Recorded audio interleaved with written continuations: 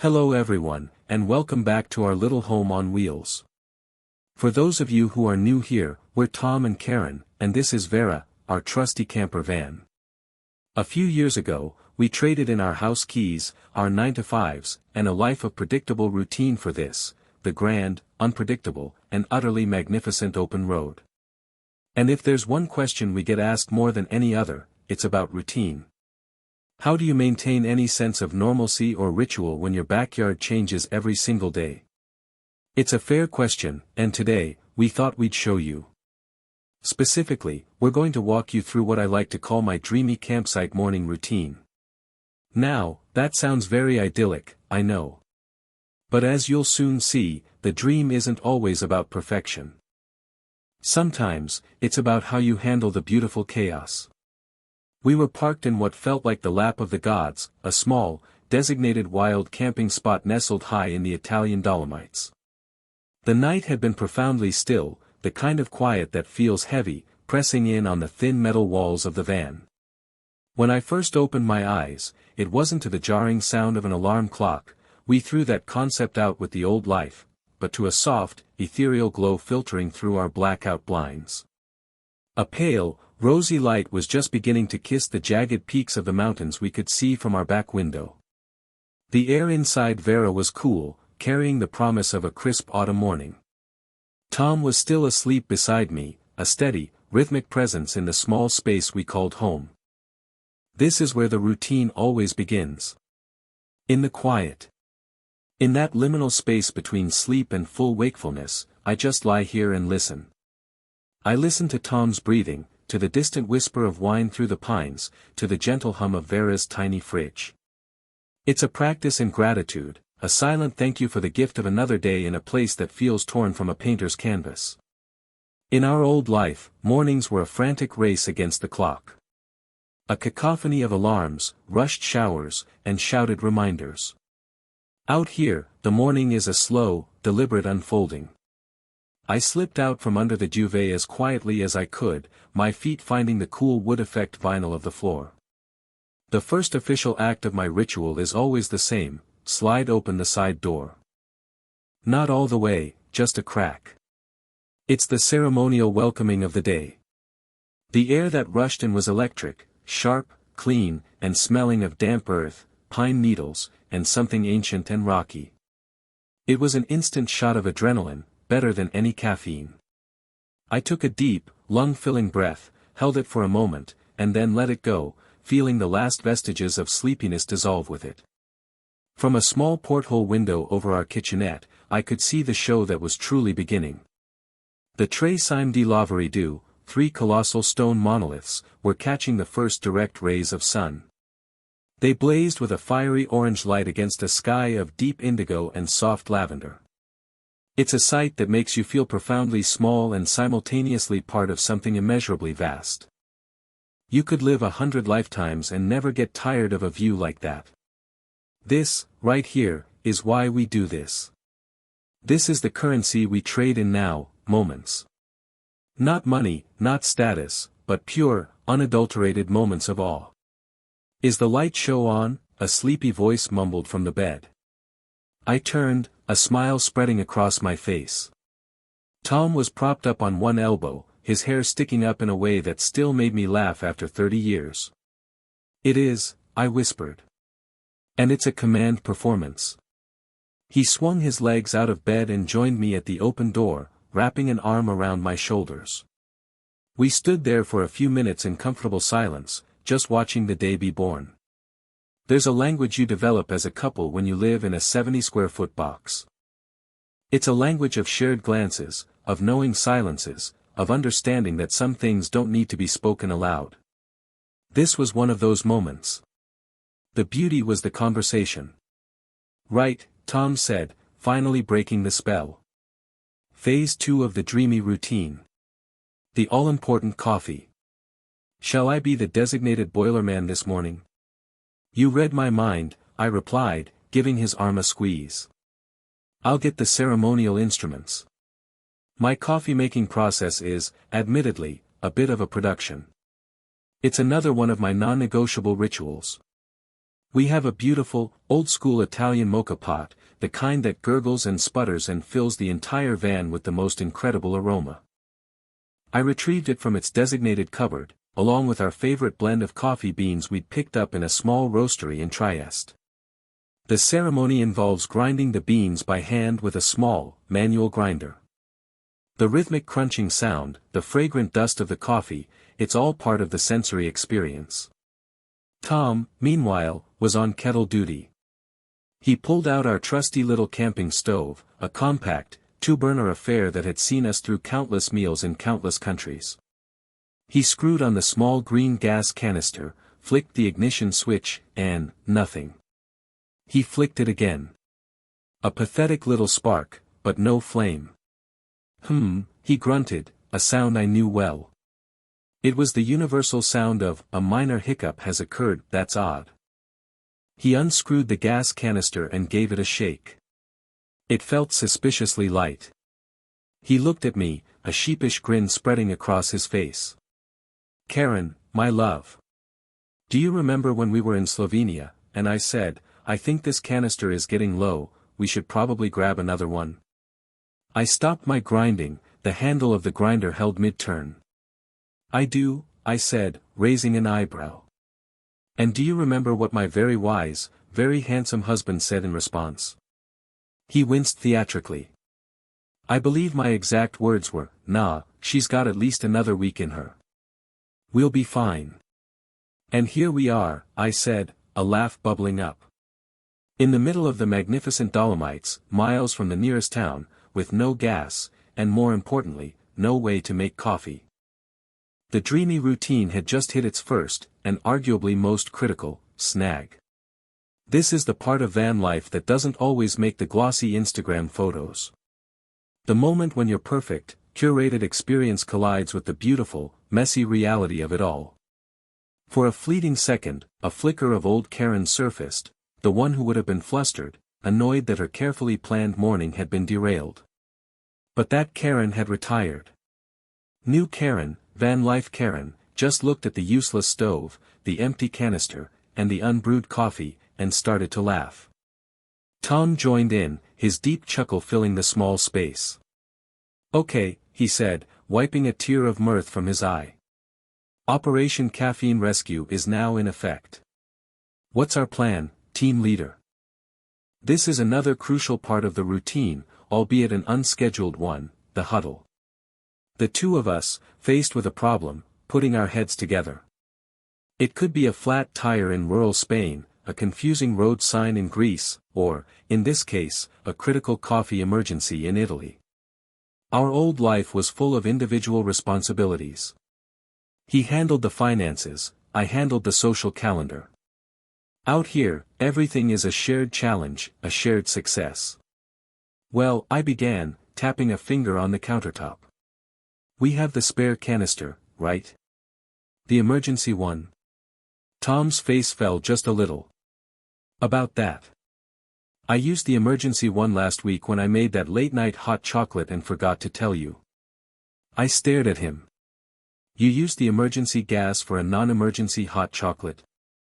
In my defense, he said, holding up his hands in surrender, it felt like an emotional emergency at the time.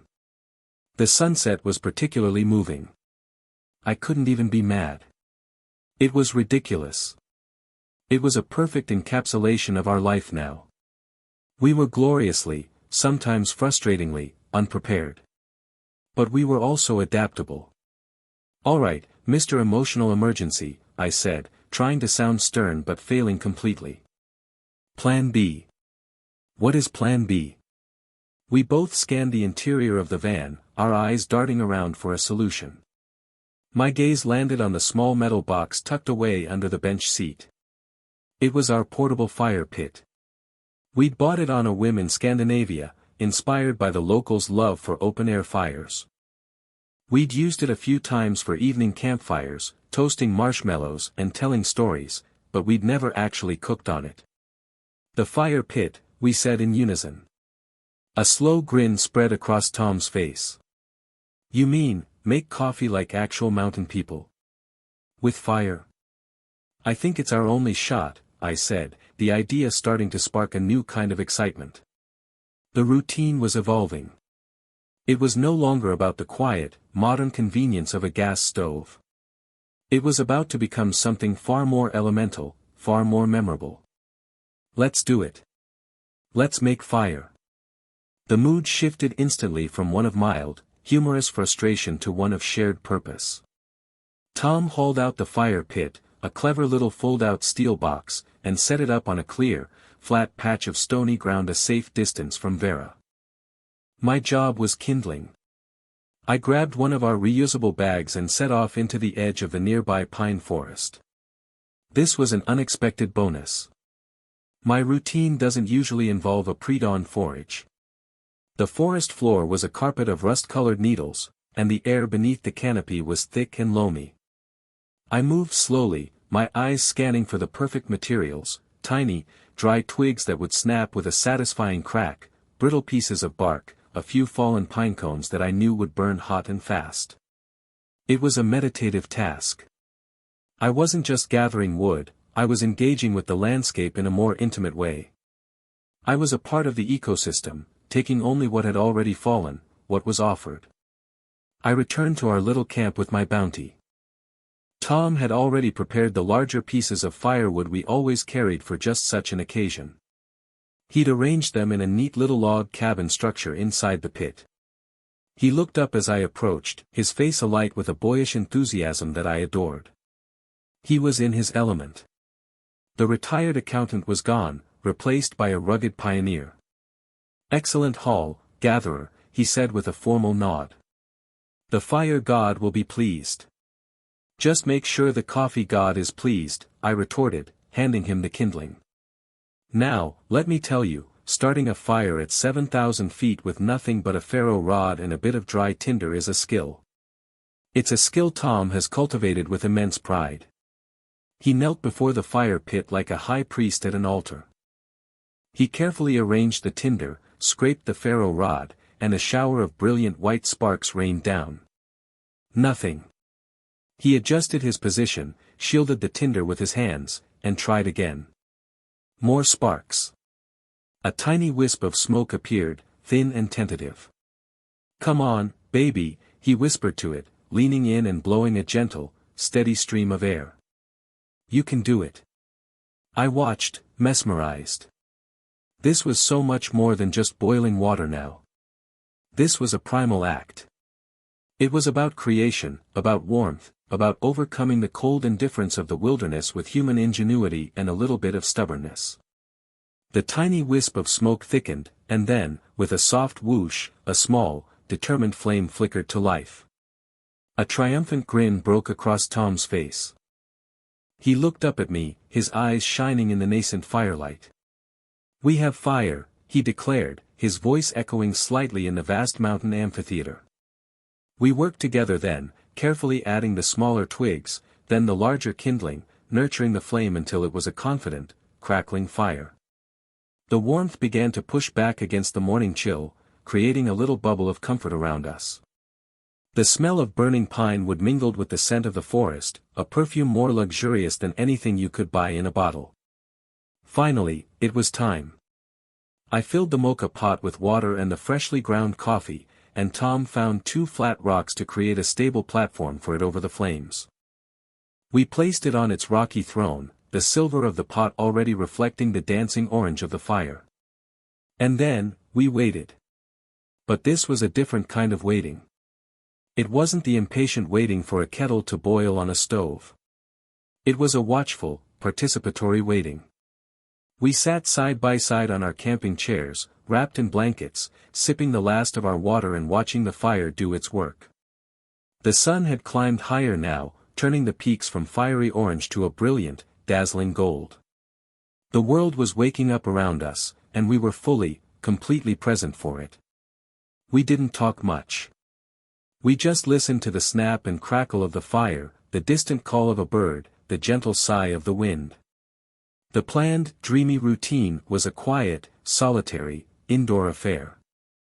This new, improvised routine was communal, elemental, and outdoors.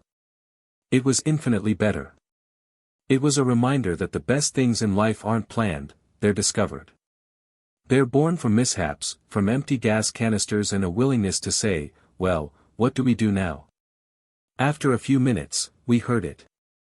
A low, promising gurgle from the mocha pot. The sound grew louder, a happy, sputtering announcement that the magic was happening. The rich, dark aroma of brewing coffee began to drift from the pot, eclipsing even the smell of the wood smoke. It was the scent of victory. Tom carefully lifted the pot off the fire using a multi-tool, his brow furrowed in concentration. He carried it over to our small fold-out table with the reverence it deserved and poured the steaming, dark liquid into our two favorite enamel mugs. He handed one to me, and our hands touched for a moment.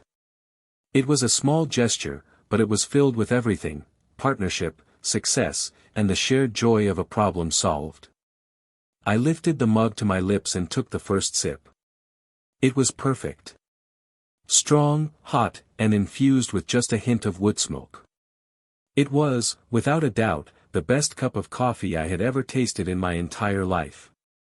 It tasted of resilience. It tasted of teamwork. It tasted of a morning that had started with a minor disaster and had transformed into something truly unforgettable. Well? Tom asked, watching my face. Was it worth the effort? I looked at him, at the smudge of soot on his cheek and the proud smile on his face. I looked at the crackling fire, the majestic peaks glowing in the morning sun, and the steaming mug in my hands. Worth it? I said, my voice thick with emotion. Tom, this wasn't the routine. This is the routine. This is it. This is everything. He raised his mug, and we clinked them together. The sound was a tiny, cheerful chime in the vast silence of the mountains. We had done it. We had faced the dreaded caffeine-less morning and emerged victorious, with a story to tell and a memory that would warm us for years to come. The crisis was averted. The dream was intact, just in a different form than I'd imagined. We sat by the dying embers of our little fire, the coffee warming us from the inside out. The initial thrill of our successful fire-making and coffee-brewing adventure began to settle into a quiet contentment. The sun was fully up now, bathing the entire valley in a gentle, golden light. The world felt fresh and new, and so did we.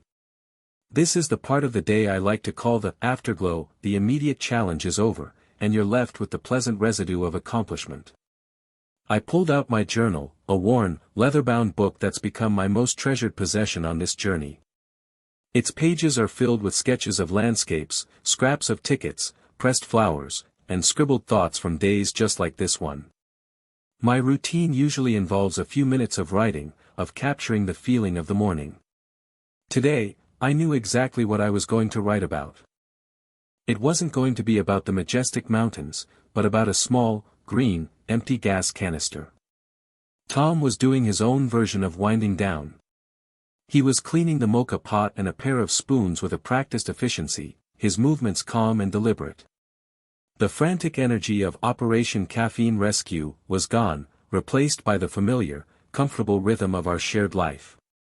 You know, he said, drying the pot with a cloth, I think my old self would have had a minor meltdown this morning. I looked up from my journal, pen poised. Oh, 100%, I agreed with a laugh. Old Tom would have been pacing, muttering about foresight and preparedness. He would have seen it as a failure of planning. And old Karen, he countered, a teasing glint in his eye, would have been right there with him, sighing dramatically and lamenting her ruined, perfect morning. He was right. We both knew it.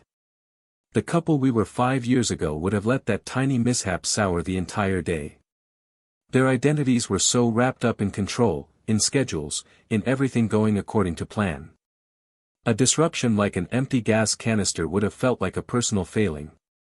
It would have sparked tension, maybe a quiet, simmering argument that would last for hours. What changed? I asked, though I already knew the answer. I just wanted to hear him say it. He put the clean pot away and came to sit beside me, looking out at the view. Vera changed us, he said simply. The road changed us. We learn that the plan is just a suggestion. It's a starting point. The real adventure, the real joy, is in the detours. And that was it, really. That was the heart of it all. Our old life was a meticulously planned road trip on a superhighway. We knew every exit, every rest stop. There were no surprises. This life, van life, is like being given a compass and a map with only the major continents drawn in. The rest you have to fill in yourself. You learn to read the terrain, to follow interesting-looking side roads, and to not panic when you get a little bit lost. In fact, you learn that getting lost is often the point. This morning was a perfect microcosm of our entire philosophy. Let me break it down for you, because it's a lesson that took us 50 years to learn and one we try to live by every single day. First, you have to accept that things will go wrong. Not might go wrong, will go wrong. Gas canisters will run out. Tires will go flat. Weather will turn. Reservations will be lost. That's a given. The universe is not conspiring against you, it's just being the universe. Second, you don't panic. Panic is the enemy of creativity. It narrows your focus and makes you see only the problem, not the potential solutions that are often hiding in plain sight, like a little used fire pit tucked under a bench. When something goes wrong, our first step is always to take a breath, look at each other, and usually, make a joke. Laughter is the ultimate antidote to panic. It reminds you that, in the grand scheme of things, an unbrewed pot of coffee is not a genuine catastrophe. Third, you work together. This is the most important part. In a conventional house, it's easy to retreat to separate corners to sulk or fume. In a van, there are no corners. You have to face the problem, and each other, head on. You become a team. One person's oversight, like Tom forgetting to buy gas, doesn't become a point of blame. It just becomes the starting point of the problem you both need to solve. There's no, I told you so, in a healthy van relationship. There's only, okay, what's our next move? And finally, you have to stay open to the possibility that the unexpected solution might be better than the original plan. Our convenient, 2-minute gas stove coffee would have been fine. It would have been perfectly adequate. But would it have been memorable? No. The fire-brewed coffee, the coffee that took teamwork and patience and a little bit of ancient skill to create, that coffee was an experience. We didn't just drink it, we earned it. The mishap didn't ruin the dreamy routine, it elevated it into a core memory. This is the freedom of life after 50 that we talk about so much. It's not just freedom from a job or a mortgage. It's freedom from the tyranny of our own expectations. It's the freedom to make mistakes and laugh about them. It's the freedom to find joy not in flawless execution, but in creative adaptation. We've traded the security of a predictable plan for the deep, satisfying richness of an improvised life. I finished my journal entry, closing the book on the story of the morning. The fire had burned down to glowing red coals, pulsing gently in the breeze. The air was warming up, and the day was stretching out before us, a blank page full of possibilities. So, Tom said, stretching his arms above his head. Now that our morning ordeal is over and we are adequately caffeinated, what adventure does the rest of today hold? Shall we attempt that hike to the Refugio Locatelli? I felt a surge of energy and excitement. The coffee, the fire, the shared success, it had all fueled me up for whatever came next. Absolutely, I said, getting to my feet. And maybe on the way back, we can swing by a town and, buy some gas. Tom chuckled. Probably a good idea. I have a feeling I might be in the mood for an emotional support hot chocolate tonight. We spent the next half hour tidying up, packing our day packs for the hike, and making sure Vera was secure. It's a dance we know by heart, a series of choreographed moves in a small space. One person moves to the back while the other works in the kitchen. We pass things to each other, anticipate each other's needs, a silent ballet of domestic efficiency. As we locked up the van and started down the path toward the trailhead, I took one last look back at our little campsite. The fire pit was cool and empty. The chairs were folded away. There was no trace of our morning drama, except in our minds and in the story captured in my journal. It was another amazing day on the road, a day that reinforced everything we love about this life. It reminded us that the goal isn't to avoid the bumps in the road, but to learn how to glide over them with grace, humor, and a partner you can count on. So, if you're out there, maybe dreaming of a different kind of life but worried you don't have it all figured out, let us be the first to tell you, you don't need to. You just need to be willing to start the fire when the stove gives out. Thanks for joining us for my not so perfect, but ultimately very dreamy, morning routine. We hope it gave you a little smile, and maybe a little inspiration. Join us next time as we continue living fully, 1 mile, 1 story at a time.